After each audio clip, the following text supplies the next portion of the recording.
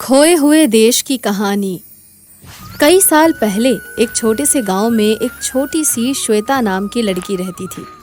श्वेता की आंखों में एक आदर्श दुनिया बसी थी। वो हर सुबह सूरज के साथ उठकर प्राकृतिक सौंदर्य का आनंद लेती थी।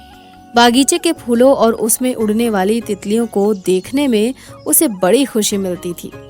श्वेता की दादी कहानियों में श्वेता को एक आदर्श देश के बारे में बताती थी, लेकिन वो कहाँ है, ये एक बड़ा प्रश्न था। श्वेता जब पूछती तब दादी यही कहती कि वो देश बहुत दूर है। श्वेता को ऐसा लगता था जैसे वो देश खो गया हो। दादी के लिए वो एक काल्पनिक कहानी थी, लेकिन श्वेता उस पर विश्वास करने लगी थी। उसके मन में बार बार यही विचार आता था कि एक दिन उस खोए हुए देश को अवश्य जानना है। श्वेता कुछ बड़ी हुई तो अपनी सहेली नीता के साथ खेलती और प्रकृति का आनंद लेती थी। वो दोनों बहुत दूर दूर तक चली जाती थी। उन्हें घूमने में बहुत आनंद आता था। एक दिन श्वेता जंगल में नीता के साथ एक पुराने पेड़ के पास चली गई। वो पेड़ बहुत बड़ा था। उसकी छाया में श्वेता और नीता को अच्छा लगा। उन दोनों ने देखा कि पेड़ की छाया के नीचे कुछ चमकदार पत्ते फैले हुए थे। नीता, देखो ये पत्ते कितने चमकदार हैं। भगवान ने कितने सारे भंडार हमें दिए हैं, जिनको देखकर हमें बड़ा अचंभा होता है। ऐसा लगता है जैसे ये सब कुछ किसी बहुत बड़े कलाकार ने बनाया हो। वो भगवान ही तो है, सबसे बड़ा कलाकार। वही हम सबका पालनहार भी है। श्वेता ने ध्यान दिया तब उसे पता चला कि वहाँ एक छोटा सा संदूक पड़ा हुआ था। श्वेता ने संदूक को बाहर निकाला और उसे खोल दिया। संदूक में विभिन्न रंगों की चाबियों का एक सेट था। श्वेता ने वो सभी चाबियां निकाली और समझ गई कि हर एक चाबी किसी विशेष दरवाजे के लिए है। उसने विचार किया कि ये चाबियां किसी बड़े रहस्यमय और जादुई घर के दरवाजों के लिए हो सकती है। उसने फैसला किया कि वो ये चाबियां उसे सही दरवाजे तक पहुंचाने में कारगर होगी। नीता, अब इन चाबियों को इनके तालों तक पहुंचाना है। इस तरह से हम एक नई दुनिया देखेंगे। यदि तुम मेरा साथ दोगी तो मुझे आसानी हो जाएगी। ये सचमुच बहुत रोमांचक होगा। माय डियर बेबी, मैं तैयार हूँ, पर ये तो बताओ जाना कहाँ है। चलो बेबी, जब चाबियाँ मिली हैं तो दरवाजा भी मिलेगा। जब दरवाजा मिलेगा तो नया देश देखेंगे। शायद मुझे मेरा खोया हुआ देश मिल जाए। मेरी तमन्ना बढ़ती जा रही है। श्वेता चाबियों की मदद से वो विभिन्न दरवाजों के बारे में सोचने लगी। उसे पेड़ की दूसरी तरफ एक छोटी सुरंग नजर आई। वो पास पहुंची तो सुरंग पूरी तरह से दिखाई पड़ने लगी। नीता, चलो, ये सुरंग ही शायद हमें हमारी मंजिल तक पहुंचाएगी। संभाल कर चलना है। मैंने कहानियों में पढ़ा है कि ऐसी सुरंगों का अंत किसी अनमोल खजाने तक होता है। चलो हम भी देखते हैं कि ये सुरंग कहाँ तक जा रही है। हाँ यार, चलो, इस पहेली का भी हल निकल आएगा अब। उन्होंने सुरंग के अंदर पैर रखा तो सुंदर खुशबू उनके नाकों में समा गई। इस प्यारी खुशबू के साथ वो आगे बढ़ने लगे। सुरंग बहुत लंबी थी। उसके अंदर हल्का प्रकाश था। दोनों के मन में कई सवाल उठ रहे थे। अंत में उसे सुरंग में उन्हें एक नई दुनिया में पहुंचा दिया, जैसे वो एक अलग देश हो। वो दोनों एक जादुई बाग में पहुंच गई थी, जहां सुंदर फूलों की महक चारों तरफ फैली थी और चिड़ियों का मधुर स्वर गूंज रहा था।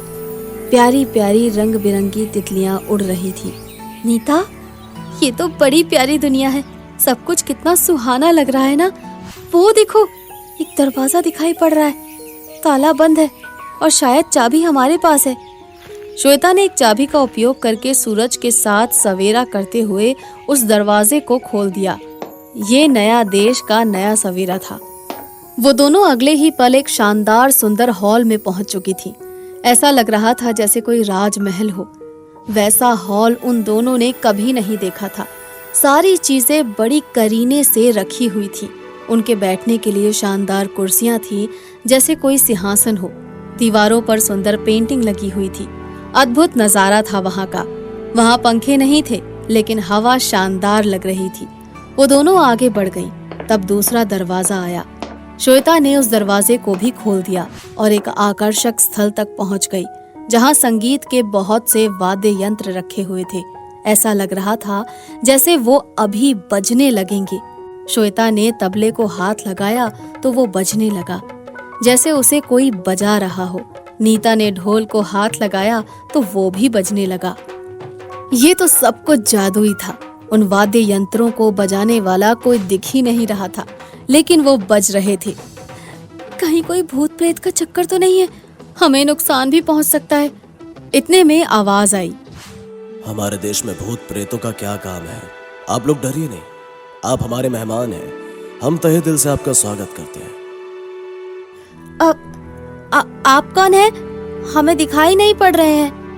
आप दोनों मुझे नहीं देख सकती, लेकिन मैं आपको देख सकता हूँ। हमारे देशवासी ही हमें देख सकते हैं। क्या हम आपके देश में घूम सकते हैं? हाँ हाँ, क्यों नहीं। आप दोनों अवश्य घूम सकती हैं, लेकिन किसी वस्तु को नुकसान मत पहुंचाइएगा। मैं आज्ञा चाहता हूँ। वो आवाज बंद हो गई और ऐसा लगा जैसे बोलने वाला व्यक्ति चला गया हो। यार, अजीब देश है, यहाँ के लोग दिखाई नहीं पड़ते। ऐसा लगता है कि उन्हें श्राप मिला होगा। नहीं नहीं, ऐसी बात नहीं होगी। वो हमें नहीं दिखाई देते, इसमें उनकी क्या गलती है? इससे उन्हें कोई फर्क भी नहीं पड़ता है। शायद सुरक्षा के कारणों से उन्होंने ऐसा किया है। श्वेता और नीता एक विशेष दरवाजे के पास पहुंची, जो एक जादुई कक्ष में जाता था।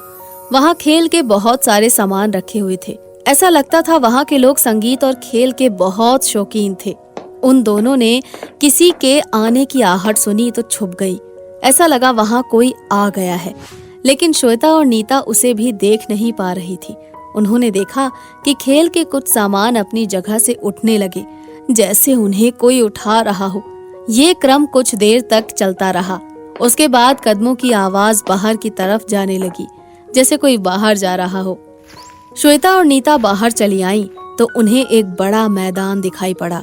उन्होंने ध्यान से देखा तो मैदान में एक फुटबॉल इधर से उधर दौड़ रही थी। ऐसा लगता था उसके साथ कुछ खिलाड़ी खेल रहे हैं। इधर उधर जाते हुए वो फुटबॉल एक बार गोल में चली गई। यहाँ फुटबॉल का खेल चल रहा है। अगर ये फुटबॉल इंसान होता तो ये भी हमें ना दिखाई देता। इन लोगों ने वस्तुओं को अदृश्य नहीं किया है, सिर्फ अपने आप को ही किया है। अरे, हम दोनों तो लड़कियां हैं, हमसे क्या शर्माना, यहाँ हमसे क्या डरना। किसी ने भी अभी तक अपना मुखड़ा नहीं दिखाया। एक बार तो दिखा देते, हम भी देखते कि यहाँ के लोग कैसे होते हैं। वो दोनों आगे बढ़े तो और एक दरवाजा आ गया। उसे भी उन्होंने प्यार से खोल दिया। उसके आगे तो नदी और पहाड़ दिखाई दिए। नदी में नाव चल रही थी, लेकिन चलाने वाला नहीं दिखाई पड़ रहा था।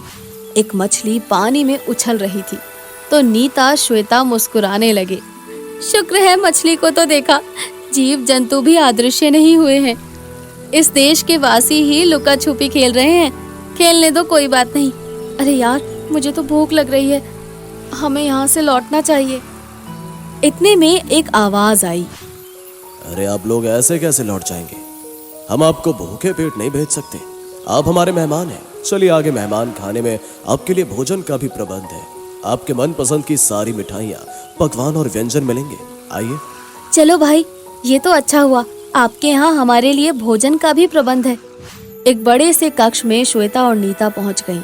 उनके सामने खाने के सुंदर व्यंजन और पकवान आ गए, जैसे कोई जादू हो रहा हो।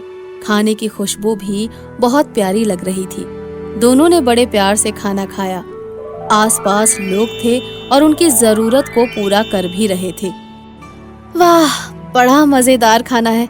ऐसा लगता है जैसे माँ अन्नपूर्णा ने स्वयं अपने हाथ से बनाया हो। जी करता है खाते जाओ, खाते जाओ, खाते जाओ। इतना मत खा लेना कि उठ ना पाओ। हमारी बड़ी खातिरदारी हो चुकी है। आप सब अदृश्य मानव हो, हम दिल से आपका धन्यवाद करते हैं। अब हमें चलना चाहिए। आप लोग हमारे यहाँ आए, ये हमारी खुशकिस्मती है। हम पृथ्वीवासियों का बड़ा ही सम्मान करते हैं। हमारा संदेश पृथ्वीवासियों तक पहुँचा देना। उनसे कह देना कि मनुष्य का जीवन बड़ा ही अनमोल है। आप सभी झगड़े, ईर्ष्या, द्वेष, भ्रष्टाचार, चोरी और बेईमानी से अपने आप को बचाइए और सब प्रेम से मिलजुल कर रहिए। आपका ये अत्यंत सुंदर संदेश मैं पृथ्वीवासियों तक जरूर पहुंचाऊंगी। मेरा आपसे एक निवेदन है कि एक बार हमें अपना रूप दिखा दीजिए, ताकि हम ये जान सकें कि इस आदर्श देश के नागरिक कैसे होते हैं। श्वेता और नीता के सामने अदृश्य पुरुष एक सुंदर मनुष्य के रूप में उपस्थित हो जाता है। श्वेता और नीता उसे देखकर बहुत प्रसन्न होती हैं। मेरा नाम मनोज है, ये एक उपहार मेरी तरफ से आपके लिए है, आप दोनों फिर आइएगा। श्वेता और नीता रथ पर सवार हो गई। रथ का सारथी दिखाई नहीं पड़ रहा था। रथ वहां से चल देता है। कुछ देर के बाद ही वो दोनों सुनहरी यादों के साथ पृथ्वी लोक पर अपने घर के पास पहुंच जाती हैं।